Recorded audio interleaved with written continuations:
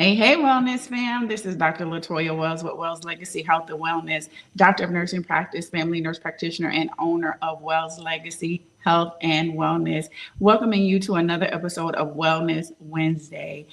As you know, we are in a four-part series on aging well. The first week, we talked about our nutrition and how the foods that we eat can impact our health and help us to age well or can impede us from aging well. In terms of the fruit and veggies that we eat, making sure that they're full of color, which has a lot of antioxidants that help us in many different ways. And also, we talked about foods that are high in omega fats, the omega 3s that help us and help our brain health, right? And then we talked about some do's and don'ts. So make sure you're checking out our Wellness Wednesdays each and every Wednesday. And then check out our social media for more tips and recipes and just helpful things that can help you.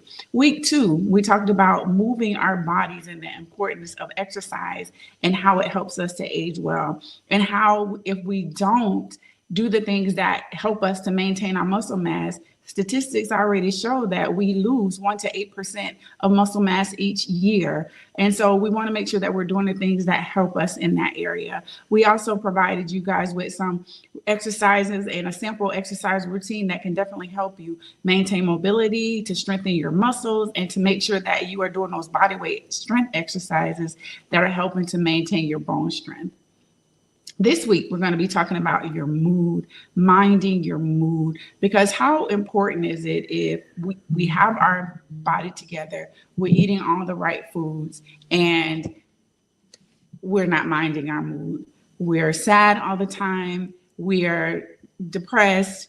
We're not in a good space and mentally. And, as I talk about here on Wellness Wednesday, the whole person is important. So we're going to talk about all the things and all the components of being a person who is aging well, whether you're a man or woman.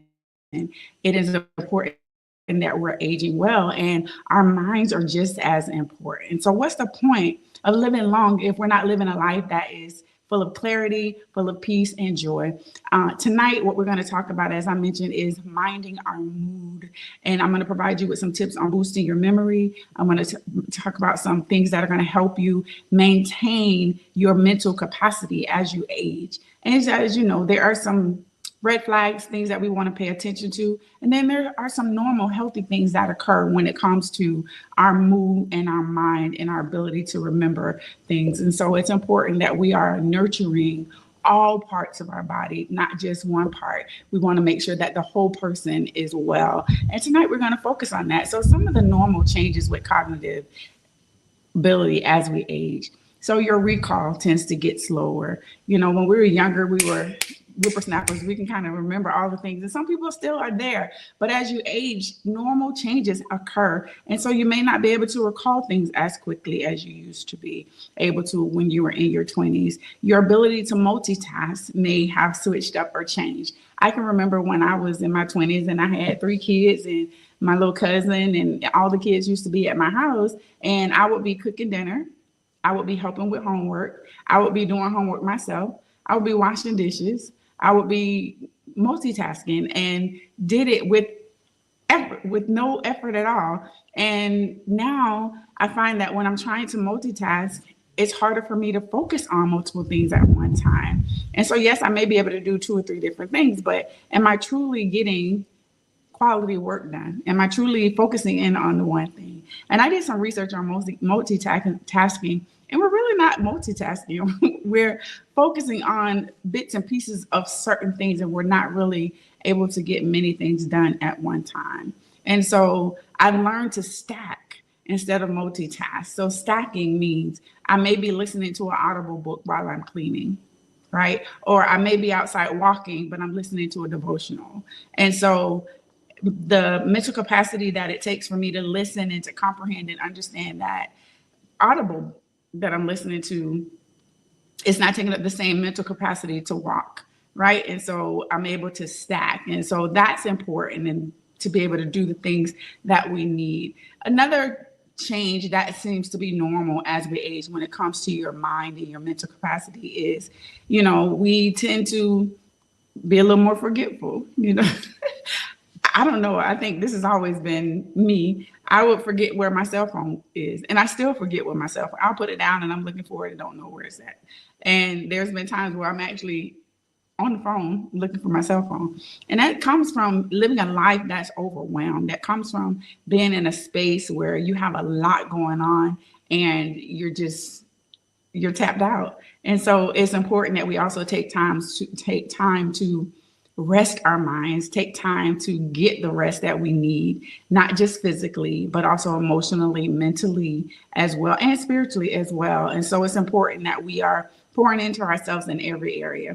Now, what are some red flags of mental and cognitive changes as we age? So one of the ones is driving a certain route that you've driven for a long time and you get lost. You're not able to find your way home. You're not able to get to that place. Now you've driven this place multiple times and now all of a sudden you're struggling to get back home.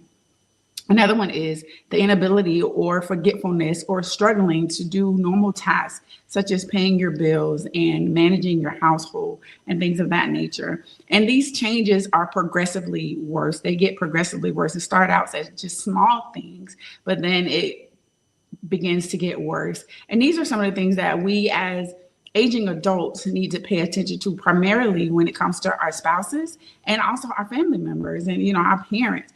For those of us who are, I want to say maybe the sandwich generation, where we have raised our kids and we have adult children, but yet our parents are aging. And so it's important that we pay attention to those things.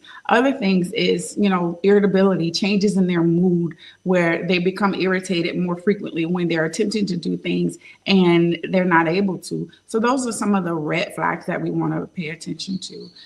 The ability to communicate well and articulate words and get full sentences out, and changes in the ability to recall things like short-term memory or long-term memory issues. So those are some of the red flags that we need to look for and be mindful that these things get progressively worse. Now, you may be able to walk into a room, and it's happened to me many times. I've walked in a room and I've forgotten what I've come into that room for. Well, 9 times out of 10, I've had a million things on my mind. And so just being able to backtrack and just kind of stop, take a deep breath and, really focus on what it was that I went into the kitchen for in the first place. That is something that's normal. Now, if we get to the grocery store and we forget, which aisle the cereal's on, well, that may be normal, So we just have to make sure that we're paying attention and we're paying close attention and that we're paying attention to those that are around us, our loved ones. So processing speeds tend to get slow naturally, but memory loss is not inevitable. Hormonal shifts. Now, I can tell you if I look back 3 to 4 years ago, maybe even 5 years ago, when I was going through a lot and I was having a hard time, and there was something that happened that kind of shook my world, and I was having such a hard time remembering things. And I was like, am I losing my mind? Like, what is wrong with me? And I just could not put my finger on it. It was the perfect storm. There were several things that were happening to me all at one time. And whereas I used to be very resilient, I didn't find myself as resilient in that time. And that's another talk for another day. But just to speak on where I was with my mental state and where I was with my memory, like it was hard to remember things and it really caused me some concern. And so with perimenopause and menopause, and it was happening then and I didn't even realize it, right? I just felt like I was stressed. And I felt like I'm just really stressed because I used to be able to handle a lot of stressful things at once and just be able to bounce back pretty quickly. But during that time in my life, it was hard. And so those emotions and those hormones were just flip-flopping, and it had me on a roller coaster. And I truly, now that I look back at it, it really did affect my ability to be able to focus. Emotional shifts. So midlife brings higher risk for anxiety and depression as we think about the changes that happen when we get to a certain point. And I am 49.99 and holding, which I'm grateful, right? Because when I think about it, just a couple weeks ago, I received news that a friend of mine, we were the same age. She was born in March. I was born in May. She passed away. And so when I think about life in that way, life is life, and things are definitely happening, but we really have to pay attention to ourselves and those around us. And you guys know I love some statistics, so I love sharing statistics with you all. 1 in 9 adults report memory issues or confusion. Midlife adults with untreated depression are nearly 2 times more likely to develop dementia later in life. And so it's important that we seek out help, that we reach out, and that as those people on the outside looking in, that we don't just assume, oh, they look okay. They look like they're okay. But in all actuality, they're struggling. And I didn't know if you know this, but suicide rates increase substantially with older individuals. And my mom said something or posted something on social media, something to the effect of, it's not being alone, it's being forgotten. So make sure that we're reaching out to our family and to our friends, especially those that are getting older and those who aren't necessarily being active and being out like they used to because health conditions, because different things are happening in their life. So let's just be mindful. Give yourself grace and then also give others grace. That's so important. Have you ever walked into a room and forgotten why you went in there? I just talked about that. Like, I want to ask you that question. Have you ever done that? Right? Well, if you've done that, drop raise your hand. If you want to be transparent. It happens more often than we know. And that's a common thing, right? It is definitely a common thing. However, as I mentioned before, that's not a red flag.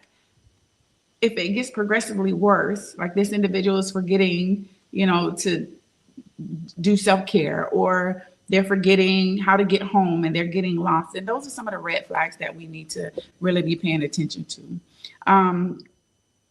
Some foods that we want to make sure that we're paying attention to. And I have my notes on the side, so don't mind if you see me look over to the side. I just want to make sure I'm staying on topic.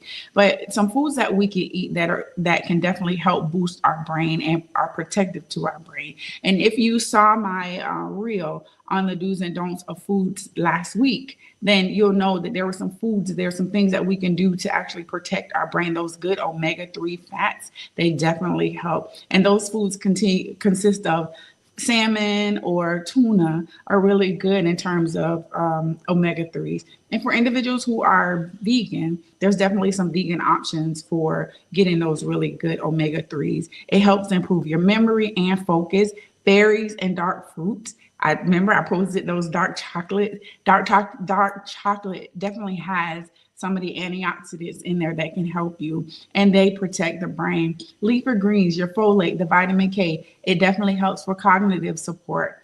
The nuts and seeds are healthy fats that have for your brain cells. The green tea, the turmeric have anti-inflammatory properties for the brain. And inflammation has been known to cause some issues with memory and cognition and cognitive issues. So we want to do all the things. One, to make sure that we're eating the foods that are going to help protect our brain, that are going to boost our memory, and that are going to be protective to our brain. And so some brain boosting activities. So what are the things that we can do? And when I'm talking to my patients, and I'm just going to bring it to a clinical standpoint for a moment, whenever, and I've talked about it here before, whenever you go to your primary care provider office and you have that physical exam, one of the common screenings that we do is a mini cognitive exam. And we'll give you 3 words to remember. Typically, I'll give you those 3 words. And they're usually 3 unrelated words: apple, penny, tree. Apple, penny, and table, right? Just give you those 3 words. And then I'll go on and I'll do my exam. And then later, I'll ask you to draw a clock. I want you to put all the numbers on the clock. And then I'll say, make the time to say 3:23 or 3:24 or something like that. Off number, right? And then I'll come back and I'll ask you for those 3 words. Your ability to remember those 3 words is testing your long-term memory. Your ability to draw the clock is a short-term memory. I'm giving you the words, and then I'm, in a sense, distracting you to see if you're able to recall those words. And depending on how you do with those 3 words and how you do with your clock determines whether or not you have some cognitive issues going on. Now, I don't know what we're going to do with this mini cog. They're going to have to adjust it, because we don't have the regular clocks now anymore. People look at their phones, and I don't even know if they teach clock drawing in school anymore, but I was talking to one individual and it was a younger patient and she was like, I don't know how to draw a clock because all I have to do is look at my phone. And they're screening her grandmother. But I asked her if she knew how to draw a clock and she was like, clock? Yeah, it's on my phone. And I'm like, no, the regular clock where you put the numbers on there, draw the numbers. But anyway, I digress. I definitely digress. So what are some things that we can do in terms of our memory to boost our brain in terms of habits? So I love Sudoku. And I love Mojang. It's a game where you kind of match the tile. And I can tell you, when I play that on a regular basis, my hand, eye, and memory coordination are quick and I'm selecting those tiles real quickly. However, when it's been a while since I played that game, it takes me some time to kind of warm up and get to it. There are some times where I feel like I'm staring at the screen and can't figure out what a matching towel is for this one that I've been looking at for about 30 seconds. Whereas the more I do it, the more familiar I'm becoming and the more my brain is kind of the processing speeds are picking up. And so some of the things you can do is puzzles,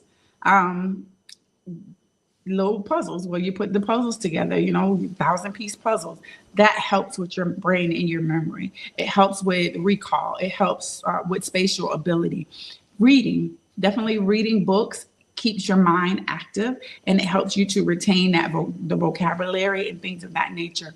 And then learning new skills. So keeping your neural pathways active, things that are going to help your brain stay active. Movement and activity boost blood flow to the brain. And there's so many different things that we can do that help when it comes to our brain. And it's all about trying the new things. I tell people, find one thing that you have not done before that you'd like to do and try to interject that into your week or into your day. If you usually walk your neighborhood one way, tomorrow go a different way. If you go to the grocery store and you always go towards the deli, this time go back towards the produce and work your way back. Do things differently. Instead of putting on your right shoe first because you're right-handed, put the left shoe on first. If you typically, when you're doing makeup, for me, I try to start with my left side of my face versus my right because I'm right-handed. So do things a little different to kind of challenge your brain. Always, as we know, sleep. 7 to 8 hours of sleep a day. It definitely helps, and it helps to consolidate our memory. So we wake up, our mind is rested, our memory is sharp, and our cognition is sharp. And when we're sleepy and we're tired, I can talk about myself. When I don't sleep well and when I'm not getting enough sleep, it's harder for me to remember things. It's harder for me to recall things. I feel like there's brain fog that's happening. And, for my ladies and my sisters who are going through perimenopause and menopause, brain fog is real. And there's been times where I'm just like, what is going on? But I have to remember to give myself grace. This body of mine is changing and our bodies are changing every day. And we have to be able to adjust and adapt to those changes. So what are some things that we can do in terms of food? Some quick snacks. And one that I love a good Greek yogurt and berry and some granola, right? So you can do Greek yogurt, berries, walnuts, drizzle some honey on there. And it's a quick, delicious snack. It's really good. It's packed with those blueberries that has the antioxidants in there for you. And it's good for fueling your brain. So you want to think about snacks that are going to be beneficial to you, that are also going to help you in many different ways and taste good. So it's important that we look for foods that are going to help, that are going to definitely help. So when it comes to our mental health awareness, that's a part of our brain, and that's a part of our mental health and our cognition, because as you know, individuals who deal with depression and anxiety are 2 times more likely to develop dementia later in life if it goes untreated. So it's so important that we do reach out for help. And I talk about myself all the time. There was a time where I was really going through some stuff and really struggling, and I had a friend to call it out, because being a healthcare provider and have worked with mental health patients, I refused to believe that that's what I was experiencing. But I was experiencing a really bad bout of depression. And I had to have a friend that called me out. Anxiety, depression, and loneliness can increase during midlife. and older ages. As I mentioned, when you start to think about life in general and people around you, and you begin to see friends and classmates pass away and start dealing with, challenges and family members passing away, grandmothers, grandparents, parents, aunts, uncles passing away, and you're just like, oh my goodness. More than 20% of adults over 55 experience mental health conditions and health concerns. And so it's so important that we have options for everyone at every stage and every age. What are some ways that we can make it easy for people to reach out? We can be available. We can normalize the the act of saying, no, I'm not okay, I need help.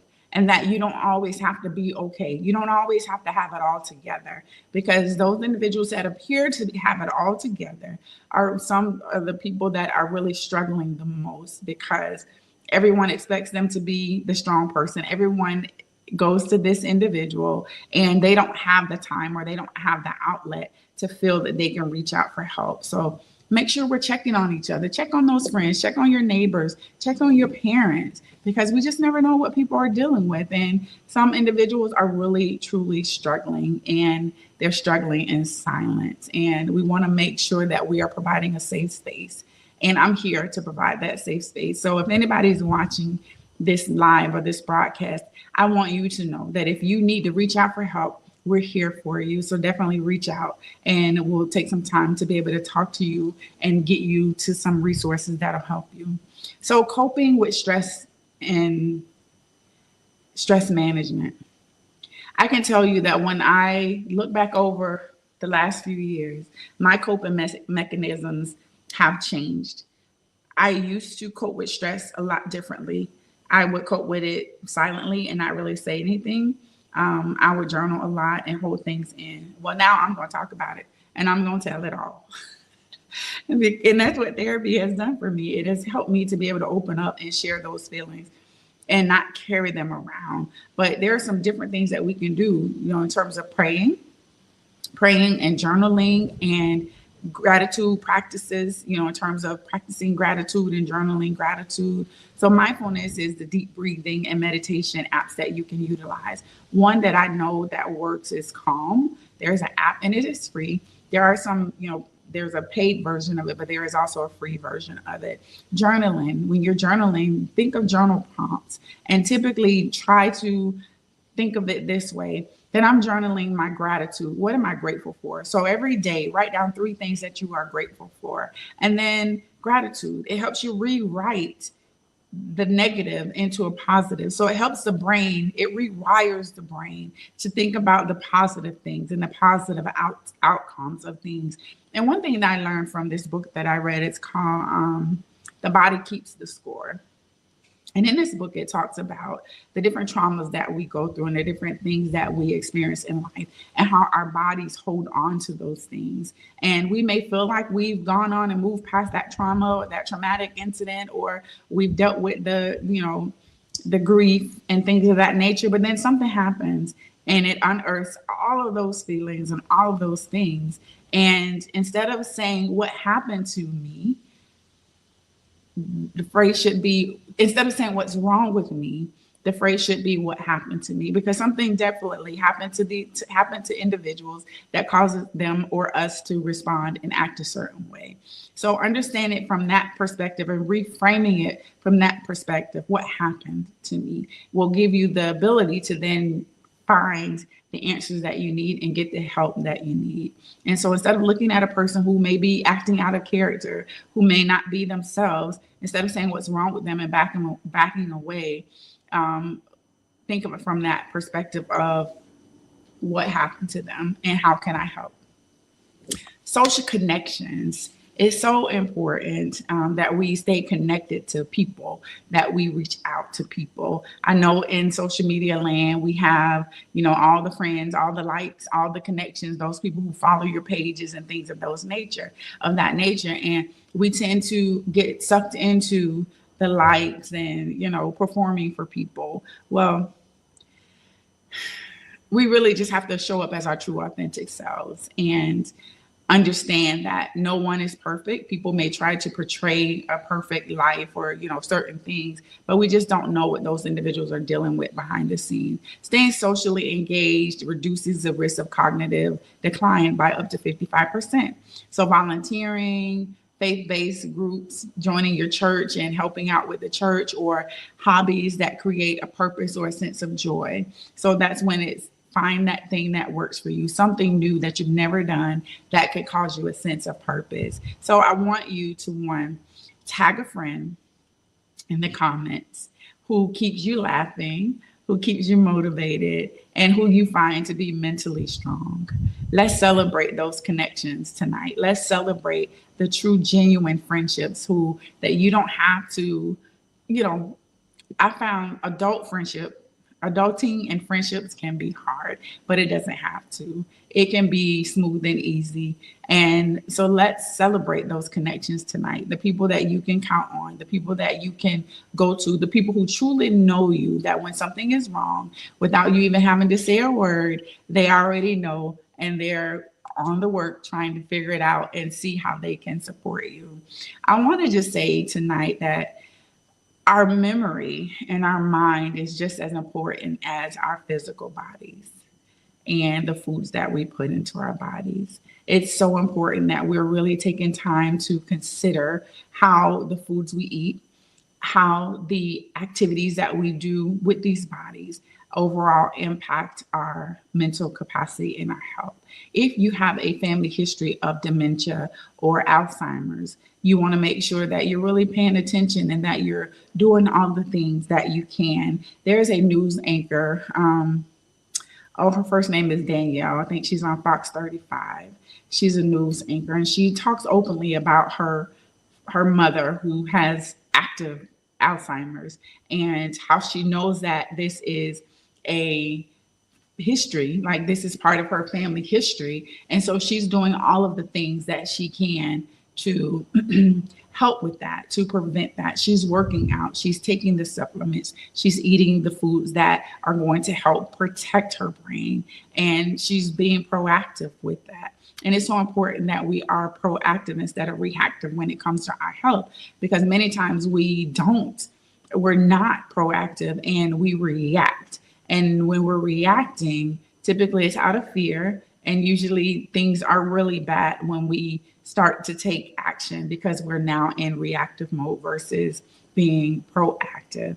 And so if there's something that you can do, know your family history.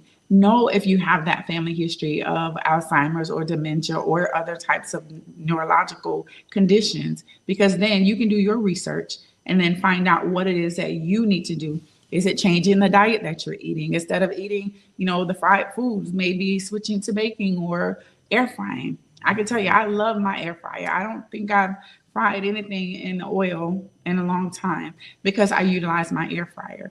And there's certain things that do your research and find what works for you. But overall, I just want to say thank you all for being here tonight. And just know that the mind, aging impacts not only our mind, but foods, habits, stress management, and connections are protective of our mind. You have the power to strengthen.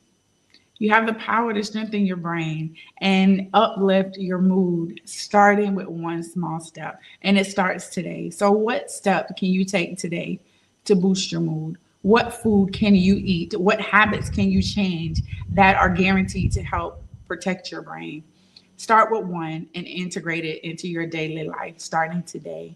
This is Dr. Latoya Wells with Wells Legacy Health and Wellness. Let's do our part at making sure that we are protecting our brain.